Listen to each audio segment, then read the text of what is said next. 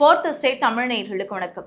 2026 தமிழக சட்டமன்ற தேர்தலில் தமிழக வெற்றிக் கழகம் யாருடன் கூட்டணி அமைக்க போகிறது அல்லது தனித்து நின்றுதான் இந்த தேர்தலை எதிர்கொள்ள போகிறாங்களா அப்படின்னு நமக்கு பல கேள்விகள் வந்திருக்கலாம்.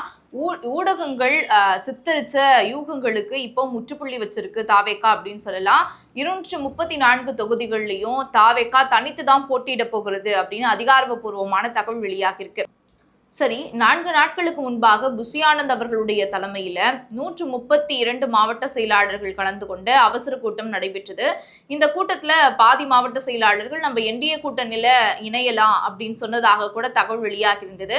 சரி, தனித்து போட்டியிடுவதற்கான காரணம் என்ன, இதற்கு பின்னாடி என்ன நடந்திருக்கும் அப்படின்னு கேள்விகள் எழுந்திருக்கலாம். அதற்கான விடயத்தை இதுல பார்க்கலாம். நலம் தரும் நல்லார் சித்த மருத்துவமனை இதய நோய், சர்க்கரை நோய், பக்கவாதம், சிறுநீரக பிரச்சனை, தண்டுவடம் மற்றும் மூட்டு பிரச்சனைகளுக்கு மிகச்சிறந்த மருத்துவமனை. கிருஷ்ணகிரி, சென்னை மற்றும் மதுரை. தொடர்புக்கு 8807666117 மற்றும் 8807666118.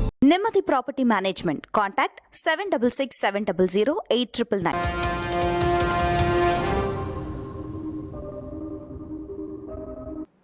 தமிழ் திரையுலகில் உச்சபட்ச நடிகராக இருக்கக்கூடிய விஜய் அவர்கள் கடந்த 2024 பிப்ரவரி 2ஆம் தேதி தமிழக வெற்றிக் கழகம் அப்படின்ற கட்சியை தொடங்கினாரு.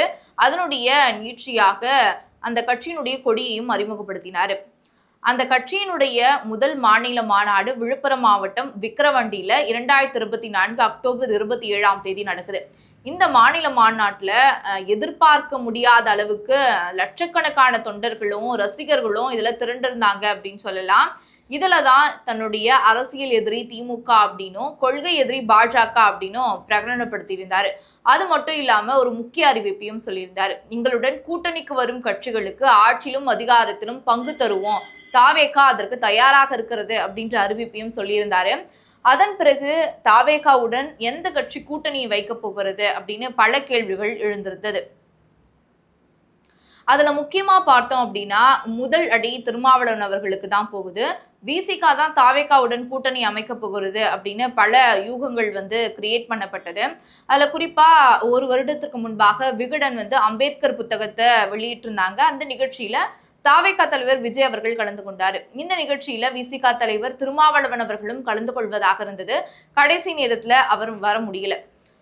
அந்த மேடையிலேயே விஜய் அவர்கள் திருமாவளவன் அவர்கள் வரல அப்படின்னாலும் அவருடைய மனசு முழுக்க இங்கேதான் இருக்கும், உங்களுக்கு எவ்வளவு பிரஷர் எவ்வளவு அழுத்தம் இருந்திருக்கும் அப்படின்றது என்னால புரிஞ்சுக்க முடியுது அப்படின்னு சொல்லியிருந்தாரு.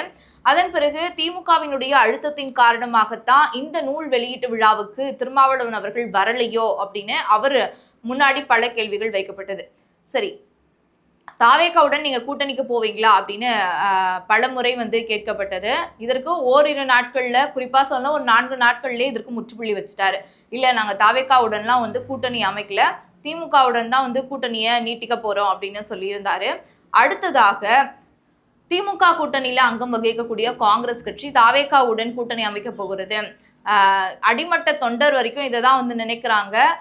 குறிப்பா சொன்னா நாடாளுமன்ற உறுப்பினர் மாணிக்கம் தாக்கூர் தொடங்கி பல பேர் தாவேகாவுடன் நம்ம கூட்டணியை வைக்கலாம், திமுகவுடன் கூட்டணி அமைச்சு நமக்கு நம்ம கட்சிக்கு பலமான எந்த ஒரு விஷயமும் கிடைக்கல, பலவீனமாகத்தான் ஆகுறது அப்படின்னு சொல்லியிருந்தாங்க. இந்த மாதிரியான முக்கியமான தலைவர்கள் பேசும்போது தாவேகாவுடன் காங்கிரஸ் கூட்டணி வைக்க வாய்ப்பு இருக்கு அப்படின்னு பேசப்பட்டது. ஆனா இறுதி நொடியில ப. சிதம்பரம் அவர்கள் வருகை தந்து இந்த யூகங்களுக்கு, இந்த விமர்சனங்களுக்கு எல்லாம் முற்றுப்புள்ளி வைத்து திமுகவுடன் தான் கூட்டணி, தொகுதி பங்கீடு அப்படின்னு முடிச்சு ஒரு வழியாக இந்த விமர்சனங்களுக்கு முற்றுப்புள்ளி வச்சாச்சு. அடுத்ததாக தாவேகா என்டிஏ கூட்டணியில இணைய போகிறது அப்படின்னு ஒரு 4 நாட்களுக்கு முன்பாக இருந்து பேச்சு அடிபடுது. இப்போ கடந்த நவம்பர் மாதம் பீகார் மாநிலத்துல சட்டமன்ற தேர்தல் நடந்தது. இதுல என்டிஏ கூட்டணி, அதாவது குறிப்பா சொன்னா நிதிஷ்குமார் அவர்களுடைய ஐக்கிய ஜனதா தளம், பாஜக உள்ளிட்ட பல கட்சிகள் கூட்டணி அமைச்சுதான் ஆட்சியை பிடிச்சிருந்தாங்க. இதுல நிதிஷ்குமார் அவர்கள் முதல்வராக பதவியேற்றார். துணை முதல்வராக பாஜகவை சேர்ந்த 2 பேர் பதவியேற்றிருந்தாங்க. அதே வியூகத்தை தமிழ்நாட்டுல அமல்படுத்த பார்க்குது பாஜக. அதாவது அதிமுக விஜய என்டிஏ கூட்டணிக்குள்ள சேர்ப்பதற்கு எந்த ஒரு முன்னெடுப்பும் எடுக்கல. ஆனா பாஜக இதுல தீவிரமாக இருக்கு. விஜய் அவர்களை என்டிஏ கூட்டணிக்குள்ள சேர்த்துட்டோம் அப்படின்னா இளைஞர்களுடைய வாக்கு முழுக்க என்டிஏ கூட்டணிக்கு தான் வரும், அப்போ அமோக வெற்றி பெற்றுடலாம் அப்படின்னு ஒரு கணக்கு போட்டதாகவும் முதல்வராக எடப்பாடி பழனிசாமி அவர்களும் துணை முதல்வர் பதவி விஜய் அவர்களுக்கு கொடுக்கலாம் இன்னொரு துணை முதல்வர் பதவியை பாஜகவை சேர்ந்த ஒரு பிரபலம் மிக்க ஒருவருக்கு கொடுக்கலாம் அப்படின்னு முடிவு செய்யப்பட்டதாக கூட சொல்லப்பட்டது. இந்த கரூர் விவகாரம் தொடர்பாக சிபிஐ விசாரணைக்கு போவதற்கு முன்பாக விஜய் அவர்கள் உள்துறை அமைச்சர் அமித்ஷா அவர்களை சந்திக்க போகிறார் அப்படின்னும் சில கருத்துகளும் சில தகவல்களும் வந்து பரிமாறப்பட்டது. கடந்த 13ஆம் தேதி தாவேகாவின் சார்பாக ஒரு போராட்டம் நடத்தப்பட்டது. இந்த போராட்டத்துல ஆதவ் அர்ஜுனா அவர்கள் பேசிய பேச்சு பெரும் சர்ச்சைக்குள்ளானதாக மாறியிருந்தது. அதாவது அவர் என்ன சொல்லியிருந்தார் அப்படின்னா, திமுகவினுடைய மிரட்டலின் காரணமாகத்தான் ரஜினிகாந்த் அவர்கள் அரசியலுக்கு வரல, அந்த குடும்பம் வந்து அவரை அரசியலுக்கு வரவிடாம பாத்துக்கிட்டாங்க. எம்ஜிஆருக்கு பிறகு ஒரு பிரபலமான தலைவராக தான் வர வேண்டும் அப்படின்னு ரஜினிகாந்த் நினைச்சிருந்தாரு, சிஸ்டத்தை மாத்தணும் அப்படின்னு சொல்லியிருந்தாரு. அரசியல்ல அந்த மன வலிமை விஜய் அவர்களுக்கு இருக்கு அப்படின்னு சொல்லியிருந்தாரு.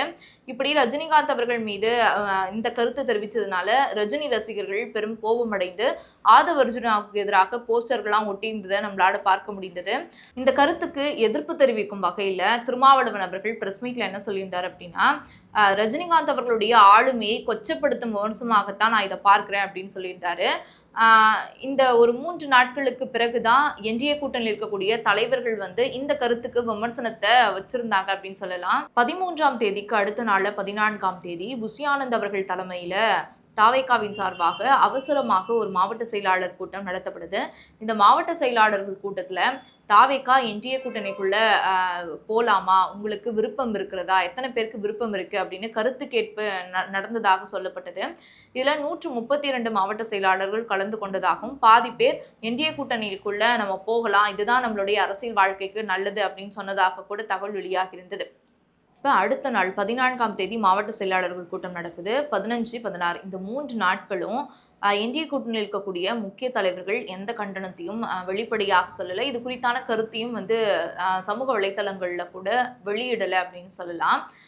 செங்கோட்டையன் அவர்களிடம் ஒரு கேள்வி கேட்கப்படுது. அதாவது தாவேகா இந்திய கூட்டணியில தான் சேரப்போதா, அது குறித்தான பேச்சுவார்த்தை நடக்குதா அப்படின்னு கேட்கப்பட்டதுக்கு, இல்லை எங்க கட்சியிடம் எந்த கட்சியும் வந்து கூட்டணி குறித்தான பேச்சுவார்த்தை எதுவும் நடத்தல, நாங்க என்டிஏ கூட்டணியிலாம் இணையல. சரி, என்டிஏ கூட்டணியில நீங்க இணைய போவதாகவும் முதல்வர் அதாவது விஜய் அவர்களுக்கு துணை முதல்வர் பதவி கொடுக்க போவதாகவும் தகவல் வெளியாகிருக்கு அப்படின்னு சொல்லும்போது, இல்லை விஜய் அவர்கள் எல்லாத்தையும் விட்டு அரசியலுக்கு வந்ததற்கு காரணமே முதல்வராகி மக்களுக்கு நல்லது செய்யணும் அப்படின்றதுக்காக தான், துணை முதல்வர் என்ற பேச்சுக்கே இடம் இல்லை அப்படின்னு சொன்ன பிறகுதான் எடப்பாடி பழனிசாமி அவர்கள், நைனா நாகேந்திரன் அவர்கள் அப்படின்னு என்டிஏல இருக்கக்கூடிய முக்கிய தலைவர்கள் வந்து தங்களுடைய கண்டனத்தை தெரிவிக்கிறாங்க ஆதவ் அர்ஜுனா அவர்களுக்கு எதிராக. அப்ப விஜய் அவர்கள் என்டிஏ கூட்டணிக்குள்ள வரப்போறது இல்லை அப்படின்னு கன்ஃபார்ம் ஆன பிறகுதான் தங்களுடைய கருத்துக்களே வெளியிடுறாங்க. நேற்று பெரம்பூர்ல தாவேகா கட்சியின் கூட்டம் நடைபெற்றது. இந்த கூட்டத்துல தாவேகா கட்சியின் அதாவது தேர்தல் பிரச்சார மேலாண்மை பொதுச் செயலாளர் ஆதவ் அர்ஜுனா அவர்கள், இந்த தேர்தல்ல தாவேகா தனித்தே தான் களம் காண்கிற போகிறது அப்படின்னு அதிகாரப்பூர்வமாக சொல்லியிருக்காரு. 234 தொகுதிகளிலும் தனித்து தான் போட்டி அப்படின்னு சொல்லியிருக்காரு. அதாவது எனக்கு 90, உங்களுக்கு 90, நாங்க 2.5 வருடம் முதலமைச்சர், நீங்க 2.5 வருடம் முதலமைச்சர் அப்படின்னு விஜய் அவர்களுக்கு இந்த மாதிரியான சலுகைகள்லாம் வந்தது. ஆனா விஜய் அவர்கள் மதச்சார்பற்ற சமூக நீதி அரசுல உருவாக்குவேன் அப்படின்னு சொல்லியிருக்கிறாரு. 234 தொகுதிகளிலையும் வேட்பாளர்களை தேர்ந்தெடுத்திருக்காரு. இதுல 75% பேர் ஆட்டோ டிரைவர், மீனவர்கள் மற்றும் விவசாயிகளை தான் தேர்ந்தெடுத்திருக்காரு அப்படின்னு சொல்லியிருந்தாரு. சரி, எந்தெந்த தொகுதிகளெல்லாம் தாவேகாவின் சார்பாக முக்கிய தலைவர்கள் நிற்க போறாங்க அப்படின்னு ஒரு தகவல் வெளியாகி இருக்கு. அது என்ன அப்படின்றத பார்க்கலாம். முதல்ல விஜய் அவர்கள் பெரம்பூர், அதாவது சென்னை பெரம்பூர் தொகுதியில தான் நிற்க போகிறார் அப்படின்னு வந்து சொல்லப்படுது. அடுத்ததாக பொதுச் செயலாளர் புஷி ஆனந்த் அவர்கள் தியாகராய நகர்ல, அதாவது டி நகர்ல நிற்க போவதாகவும், மூத்த தலைவர் செங்கோட்டையன் கோபிலையும், ஆதவ் அர்ஜுனா வில்லிவாக்கத்திலையும், வெங்கட்ராமன் மயிலாப்பூர்லையும், ராஜ்மோகன் எழும்பூர்லையும், அருள் பிரகாசம் சைதாப்பேட்டையிலையும், ஜேசிடி பிரபாகர் ஆயிரம் விளக்குலையும், மரியம் வில்சன் ஆர்கே நகர்லையும், விஎஸ் பாபு கொளத்தூர்லையும் நிற்க போவதாக இப்ப தகவல் வெளியாகிருக்கு. இது அதிகாரப்பூர்வமான தகவல் இல்லை, சில செய்திகள் வெளியாகிருக்கு. சரி, தாவேகா கட்சி தனியாக நிற்பதற்கான காரணம் வந்து என்ன சொல்லப்படுது அப்படின்னா, இந்த கட்சியினுடைய முதல் மாநாட்டிலே விஜய் அவர்கள் பாஜக தான் தன்னுடைய கொள்கை எதிரி அப்படின்னு சொல்லிட்டாரு. ஒருவேளை கொள்கை எதிரியுடனே கூட்டணி அமைச்சாங்க அப்படின்னா, இதோட ஒருவேளை ஆட்சிக்கு வந்தா கூட விஜய் அவர்களுடைய அரசியல் வாழ்க்கை இதோட முற்றுப்புள்ளி வைக்கப்படும், அதன் பிறகு அரசியல் எதிர்காலமே இல்லை அப்படின்னு பாதி பேர் வந்து சொன்னதாகும். அதாவது மாவட்ட செயலாளர்கள் கூட்டத்துல பாதி பேர் இப்படியான ஒரு கருத்தை சொல்லியதாகவும் வந்து தகவல் வெளியாகி இருக்கு. அதனால நம்ம ஆரம்பத்திலே ஏன் வந்து முரண்பாடான முடிவு எடுக்கணும் அப்படின்றதுக்காக தான் விஜய் அவர்கள் தனித்து நிற்பதாக ஒரு காரணம் வந்து சொல்லப்படுது.